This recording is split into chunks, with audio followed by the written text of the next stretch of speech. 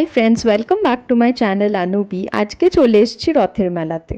দুর্গাপুরিয়ান্সদের কাছে কিন্তু এই রথের মেলাটা একটা অন্য রকমের ইমোশন। দুর্গাপুরে বেসিক্যালি দুটো বড় মেলা বসে, একটা জানুয়ারির দিকে কল্পতরুর মেলা আর একটা এই জুন জুলাই মাসে রথের মেলাটা। আর মেলা মানে কাঠিয়া, গুজিয়া, গজা, জিলিপি এসবের দোকান তো ম্যান্ডেটরি। তাই মেলার শুরুতেই চলে এসেছি এই জিলিপির দোকানগুলোর কাছে।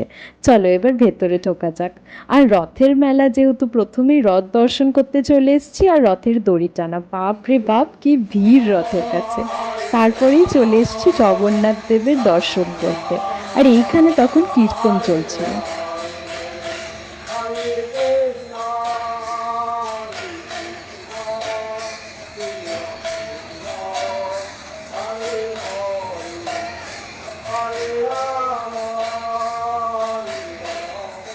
কিছুক্ষণ কীর্তন শুনে আর মন ভরে জগন্নাথ দেবকে প্রার্থনা করে এবার বেরিয়ে পড়লাম মেলা ঘুরতে।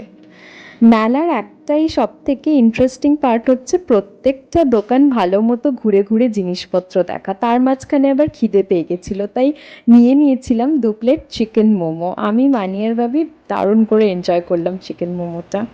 তারপরে আবার ঘোরার পালা। ভালো করে এই কটন কুর্তিগুলো দেখে নিচ্ছিলাম, বেশ ভালো লাগছিল। মেলাতে এত রকমের জামা কাপড়ের স্টল বসে, শাড়ি, কুর্তি, শার্টস, যে কোনটা ছেড়ে কোনটা নেবো যথেষ্ট কনফিউজিং লাগে আমার। আর প্রত্যেকটা জিনিস ভালো করে দেখে দেখে নিতে হবে, তাই আমি ভালো করেই শার্টসগুলো দেখছিলাম। এগুলোর প্রিন্টসগুলো আমার ভীষণ ইন্টারেস্টিং লাগছিল। তারপরে এই স্যুটের দোকানটায় এই ওড়নাগুলো ভীষণ গর্জাস লাগছিল। দেখতে পাচ্ছ এই স্যুটগুলো কি বিউটিফুল, বুঝতেই পারছিলাম না যে কোনটা ছেড়ে কোনটা নেবো।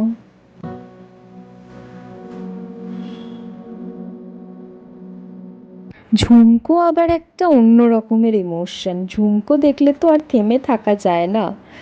আর তাছাড়া এদিকে কাছের দোকান, ফুলের দোকান, কি নেই মেলাতে। আবার চলে এসেছি সেই দুল, হার, মালার দোকানের কাছে। আর এই দুলগুলো আমার বেশ সুন্দর লাগছিল, কি কালারফুল তাই না?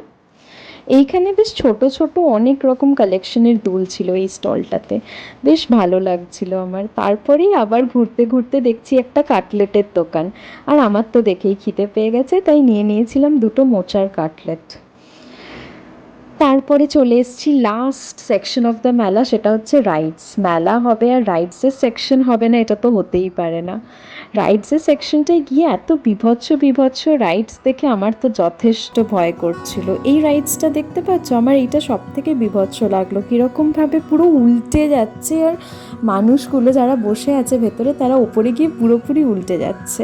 আমি তো কখনোই চাপিনি, তোমরা চাপবে এরকম রাইডে?